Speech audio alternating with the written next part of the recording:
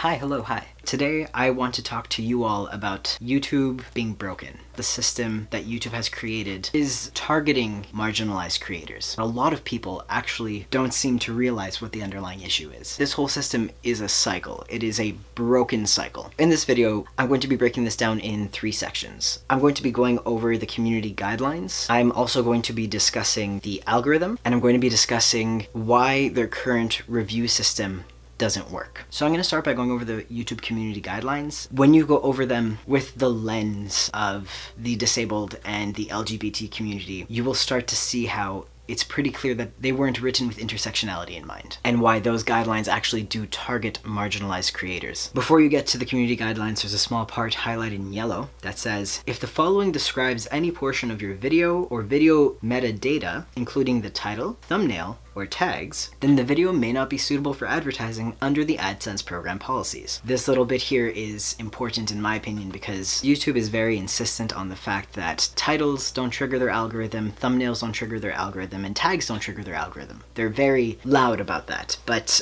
it's just funny because if you look at the actual written community guidelines, it's right there before the guidelines. So the first point, 1, controversial issues and sensitive events. Political conflicts, tragedies, etc. are not suitable for advertisements, even if for documentary or educational purposes. The reason why this is an issue is because this encompasses anything controversial and anything considered a tragedy. By this definition, the lives of disabled people are considered tragic, unless the disability itself is framed in an educational way that they deem appropriate, or if it's inspirational. This is something that makes able-bodied people feel warm and tingly inside. Those type of things are usually allowed and it's fine, but if you're actually talking about like being disabled, the symptoms that you have, how you function on a day-to-day basis or how you don't function on a day-to-day basis, basically your everyday reality as a disabled person, that could be considered tragic, and because of that, it may not be advertiser friendly. Controversial issues also tend to target LGBT and disabled folks, especially LGBT folks, because for example, just being transgender is in itself controversial because not everyone agrees with it. People have political opinions on it, but the thing is about, human beings who are part of marginalized communities, we are not tragedies, we are not controversies, we are not political opinions, we are people. These are our lives. Whether or not people, part of the majority, agree with the way that we live our lives, that's a them problem. It's not because what we're doing is controversial, it's because it's just not part of the norm. But YouTube is making the decision here to categorize things that are not part of the norm as controversial. The next point is 2, drugs and dangerous products or substances. Seems really self-explanatory when you first read it, but again, through the lens of the LGBT community, specifically the trans community, and through the lens of the disabled community, you could see how this is just placing another barrier in place for what you are allowed to be on YouTube, how you are allowed to exist. As trans folks, a lot of us do end up taking hormones. Hormones are a substance or a drug, and a lot of us who are disabled also need to take medication. We're allowed to exist on the platform, but we can't talk about taking these medications, how they've affected us, how these substances are integrated into our everyday lives, etc.,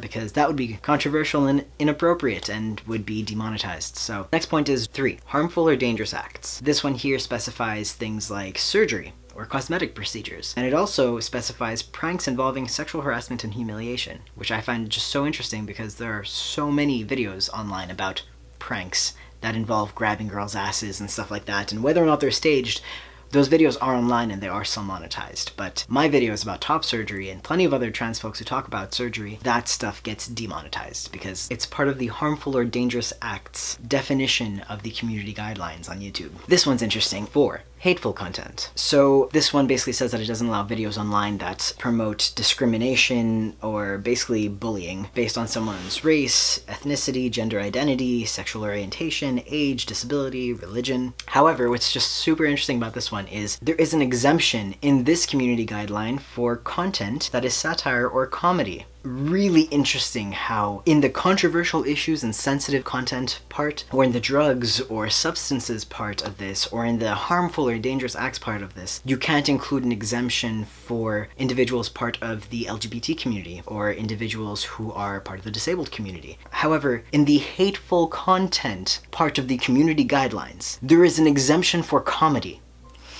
There are a couple of others here that you could go read. I'll leave the link in the description, but I'm going to jump right ahead to 5. Sexually suggestive content. This is one that basically says that videos featuring highly sexualized content, explicit conversations about sex may not be suitable for advertisers. Again, this is one that really does target the LGBT community because historically, we are hypersexualized by society. We are seen as predatory by society. Heterosexuality is represented and enforced on kids all the time. 2 kids could be on a play date, a girl and a boy, and it's totally fine to be like, oh, how cute. Maybe one day they'll get married. Oh, that's her little boyfriend. But if you have a boy on a play date with a boy and you say, oh, how cute, maybe one day they'll get married, oh, that's his little boyfriend, then you're a pervert and you're sexualizing your child. So the sexualization part only comes about when you're talking about things that aren't heterosexuality. So this is another one where it's just kind of open to discrimination toward the LGBT community. The next point that I'm going to bring up that goes with the community guidelines is the YouTube algorithm. So the YouTube algorithm is learning based off of the community guidelines. And we've just gone over how the community guidelines themselves are flawed and do not protect us, and if anything, put us more at risk when it comes to our content. So my second point is just the YouTube algorithm is broken and learning from a broken set of rules. The third point really emphasizes why this problem is cyclical. This is the nail in the coffin. So with these guidelines in place and this YouTube algorithm restricting us, a lot of our content is being demonetized. In order to contest the demonetization of your video needs to have received at least 1,000 views in the last 7 days. That doesn't sound like a lot when you're a big YouTuber, but when you are a small creator, that's not a feasible number for you to attain. Even when I do meet the 1,000 views in the last 7 days, it doesn't work. Here's the thing. I've had one video on my channel, the video on how to safely self-administer a subcutaneous injection. That same video has been demonetized 6 times, one of which actually earned me a strike on my channel for the same exact video. The video will be demonetized. I will say something to my viewers. Sometimes if I'm lucky and I get enough views on it in the following 7 days, I'll have it reviewed. It'll be remonetized and then again, it'll get demonetized. It just keeps happening. The videos that I have reviewed and that do get remonetized, inevitably, months later, get demonetized all over again.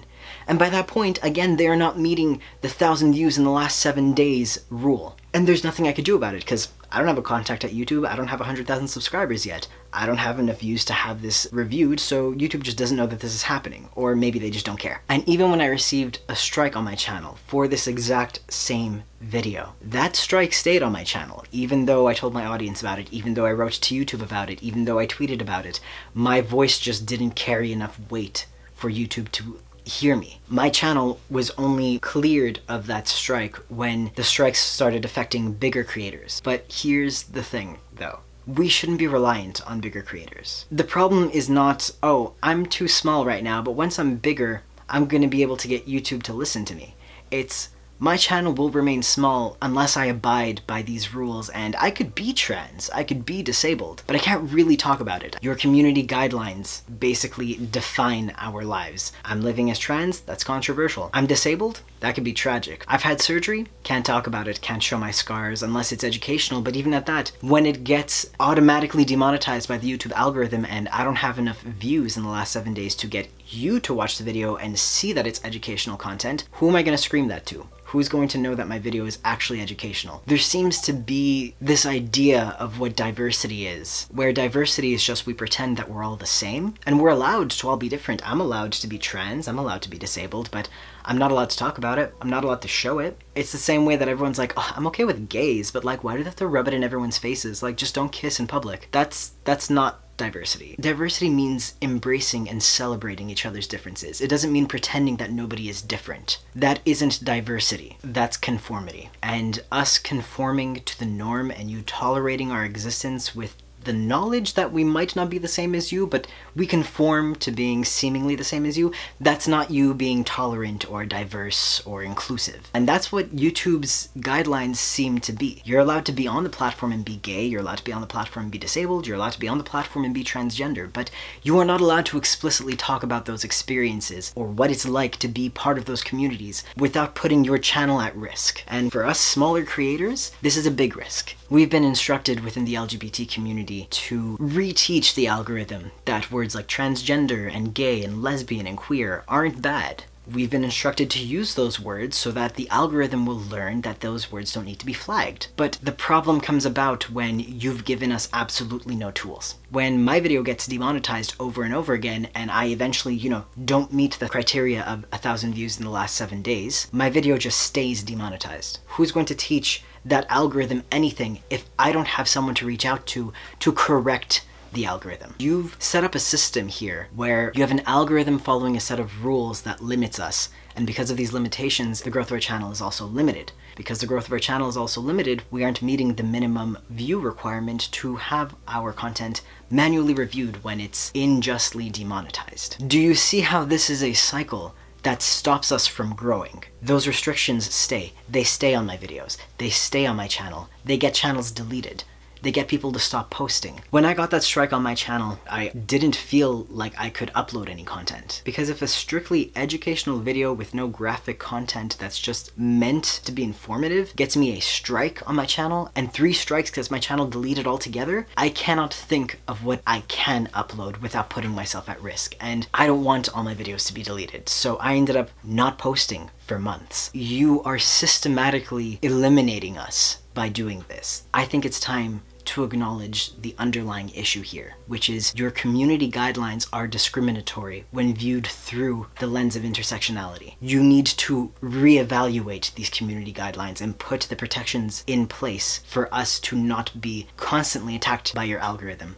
And you need to implement something for us to be able to reach out to you regardless of how many views we've had in the last 7 days. Because the people who are being affected the most by your algorithm are also the people who are not meeting the minimum view requirement to have you listen to them. This is why it's broken. This is why it's a cycle. You need to give us a little more power here, and then we can help you fix this. But in the meantime, to address the issue by telling queer creators to continue to use these words that are going to get their videos demonetized and place that responsibility on us to teach your algorithm, but then not give us any tools to fight back when we inevitably do get targeted, that's a pretty backwards way of thinking. That's not how this should work at all. So my suggestion to YouTube is listen a little harder, listen regardless of view count, and bear in mind that the view count itself is low because of the limitations you have placed. You've created a system that places a glass ceiling over our heads, and it's time somebody listens to us. That's it. Hopefully this was informative. Hopefully it's not too drawn out. I tried to make it very clear and concise and to the point, but there's just so much to unpack here that it's hard not to get into some of the details. Hopefully somebody hears this because it's important. Anyway, that's it, folks. Thank you so much for watching. I hope you have a great day and a great week, and you take care of yourselves. All right, thanks. Bye.